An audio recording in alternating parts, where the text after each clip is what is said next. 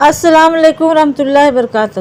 حضرت ابو ہریرہ رضی اللہ عنہ بیان کرتے ہیں کہ اللہ کے رسول صلی اللہ علیہ وسلم نے ارشاد فرمایا، بے شک اللہ تمہارے لیے 3 چیزیں پسند کرتا ہے اور 3 چیزیں ناپسند کرتا ہے۔ وہ تمہارے لیے پسند کرتا ہے کہ تم اس کی عبادت کرو، اس کے ساتھ کسی کو شریک ساجھیدار نہ بناؤ، اور سب مل کر اللہ کی رسی کو مضبوط سے تھامے رہو اور بکھرو مت۔ اللہ کے حق میں پسند کرنا اور ناپسند کرنے کا مطلب ہے آدیش دینا اور منع کرنا، یا ثواب اور سزا دینا۔ یاد رکھیں کہ اللہ کی صفتوں و صفاتوں کا ایسا معنی مطلب سمجھنا چاہیے جو اللہ کی شان کے لائق ہو اور اس میں اس کا کسی طرح کا اپمان نہ ہو۔ نبی کریم صلی اللہ علیہ وسلم کا یہ کہنا بے شک اللہ تمہارے لیے 3 چیزیں پسند کرتا ہے، سیمت طور پر یہ نہیں ہے، کیول نبی صلی اللہ علیہ وسلم نے وشیش طور پر ارشاد فرما دیا، ورنہ تو اللہ ہمارے لیے وہ ہر چیز پسند کرتا ہے جس میں ہماری دنیا اور آخرت کی کامیابی اور بھلائی ہو، اور ایسی ہی بہت سی چیزیں ہیں، کیونکہ ایمان کی 70 اور کچھ شاخیں ہیں اور وہ شاخہ کے تحت انگنت خوبیاں ہیں، لیکن نبی کریم صلی اللہ علیہ وسلم نے کیول 3 چیزوں کو ذکر کیا تاکہ یہ چیزیں سننے والے کو آسانی سے اچھی طرح یاد ہو جائے اور ٹھیک طرح سے اس کے دماغ میں بیٹھ جائے۔ ان میں سب سے پہلی چیز ہے اللہ کی عبادت کرنا۔ اس کا مطلب ہے کہ اس کے آدیش اور نشید میں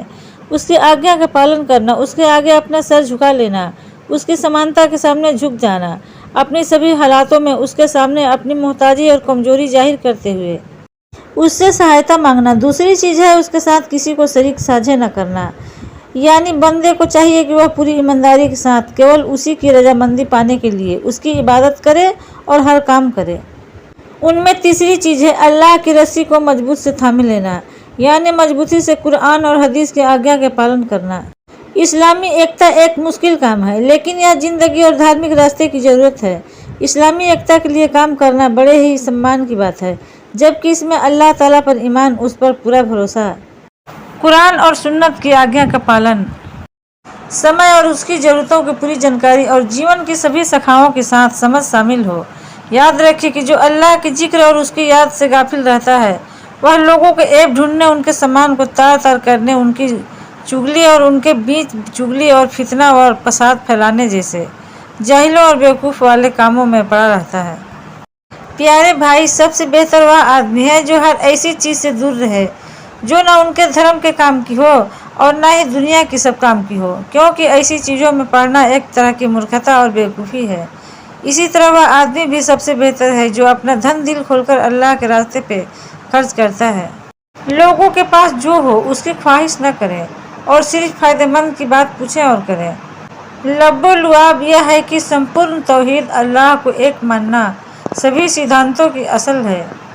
اور یہ کہ مسلمان اس سمے تک ایک نہیں ہو سکتے جب تک کہ وہ قرآن اور حدیث کو مضبوطی سے نہ تھام لیں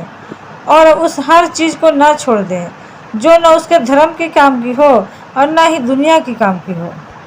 ناظرین، ہمارے چینل کو لائک اور سبسکرائب ضرور کر دینا تاکہ آنے والی ویڈیو کا نوٹیفیکیشن آپ سبھی کے پاس پہنچتا رہے۔ خدا حافظ۔